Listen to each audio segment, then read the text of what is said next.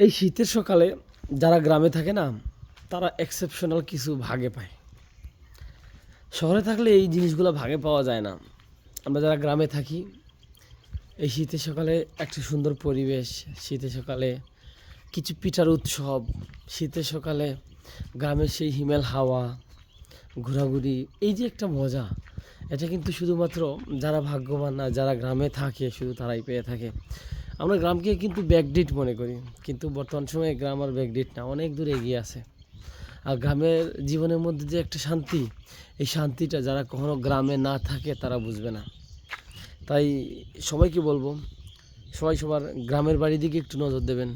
আপনি শহরে থাকেন কোনো সমস্যা নেই, কিন্তু আপনার গ্রামের বাড়িতে খোঁজ রাখবেন, মাঝে মধ্যে ঘুরতে আসবেন, বেশ কিছুদিন থেকে যাবেন, স্পেশালি এই শীতে দেখবেন খুব ভালো লাগবে। ভিডিওগুলো ভালো লাগলে শেয়ার করবেন। ধন্যবাদ।